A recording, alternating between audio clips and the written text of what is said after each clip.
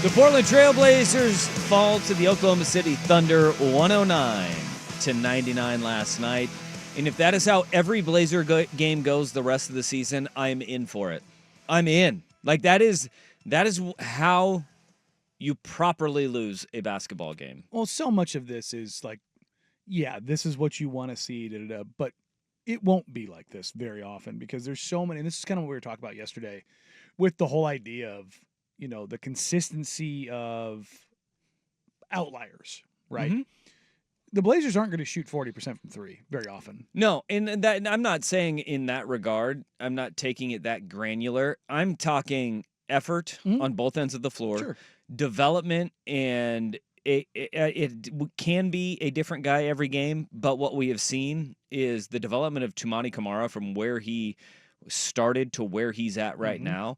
You are seeing a guy in front of our very eyes grow, develop, and become not just a great defender in the NBA. I actually got some text last night from folks that I really respect and trust in the league, and they're like, he's going to get like legitimate all-defensive team love. Like he's that good. All right, where is Kamara right now on the list of like the most versatile defenders in the NBA? Because I think something that you mentioned yesterday, which it is really good, and I think that people need to acknowledge a little bit more, is the fact that it's the variety of players that he is giving fits to that are not just scrubs. Considered the best at their traits, and he is putting them in blenders. His last 3 games, he has defended Ant Edwards and Julius Randle and Trae Young and Shai Gilgeous-Alexander.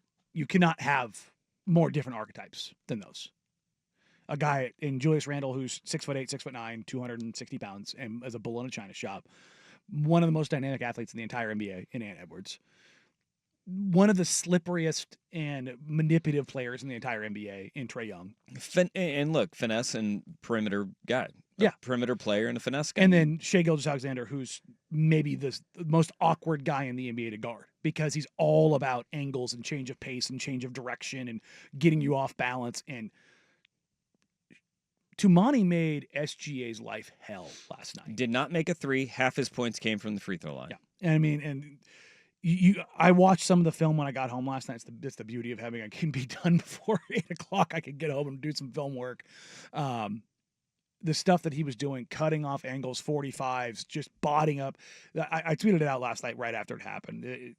Two picks him up and shuts off one whole side of the floor and just keeps him on one side. And SGA tries to get over, and 2 knocks the ball away from him.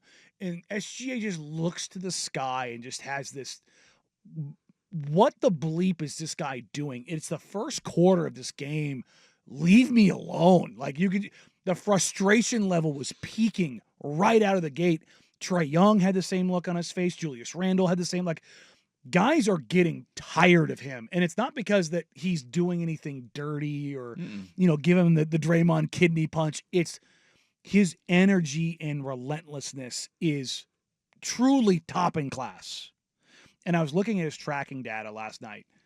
He's moving, covering more ground, and there's even more tracking data on the private side that I've seen that shows his effort based on how fast he accelerates and how much and how quickly he decelerates. He's in the effort expended, actual energy, the math behind it is one of the highest in the league. Okay, how long can that last though? I mean, he's 24 years old and he's young. He's built like this. He's got a sicko motor. This is what he has. There's no this is Bruce Bowen-y. Yeah, it's Tony Allen, it's Bruce Bowen, it's to an extent Patrick Beverley. You just go, I'm not gonna let you, and I'm two. If you ever see two is in phenomenal shape. He's built like you'd never believe an NBA player. That's not right. But he's got an engine and a motor that just keeps going, and he's getting to the point defensively where it's no, he's getting real national recognition behind, not in the sense of ESPN. When mid-season reports come out, you're going to start seeing him on most improved and all defensive radars. The people behind the scenes who really watch the film and really watch the games and appreciate guys like him.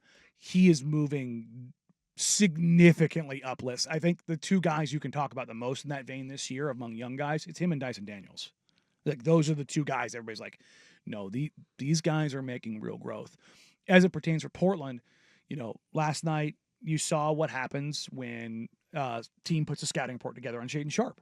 They would not let him get where he wanted to get to. Every time he came off a DHO, every time he came off a pin down, every time he came off any kind of pick and roll, they're sliding in front of him. They're reaching, they're smacking them. He had 6 turnovers last night. And he's tightened his handle up, but you can see the development. But this is when you talked about, like, this is the way you want them to lose games, or how to, ethically tank, as it were.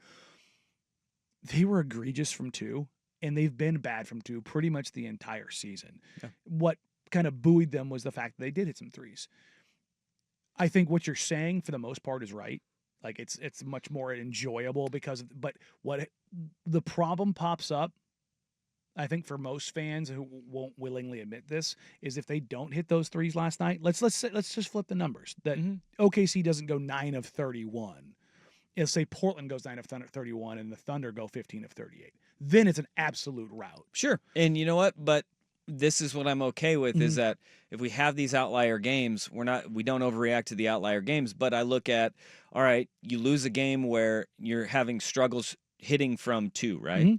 That is it. 6 guys scoring double figures, and you don't have the Herculean Superman effort from Shaedon Sharpe, and he has 21 points, but 5 other guys scoring double figures, and then Scoot is at 9 points, and he leaves in the third quarter with that hip contusion, or the thigh contusion, quad contusion, and you go, he had 9 points on the game. He very easily could have been the 7th Blazer. Just put ball in hoop and not be just absolutely mind-numbingly bad at basketball, right? Yeah, that's because we've seen that at times. I'm okay with you stating the fact that the Blazers couldn't hit the broadside of a barn inside the three-point arc. But you know what? They finally got some shots to fall from beyond the arc.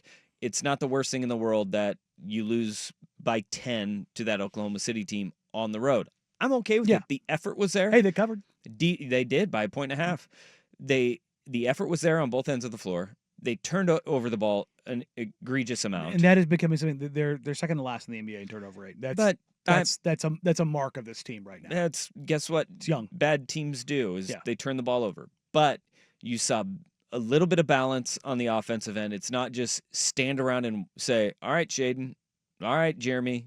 Go, you guys score. We're just going to be passive watchers on the offensive end." I think there's been, I mean, we're kind of up against it right now. I think that you're seeing, and we talked about this a couple weeks ago, but the identity of this team is really kind of coming together, what they are and kind of what they project to be kind of going on in the future. All right, let's talk about that. Blazers lose 109-99.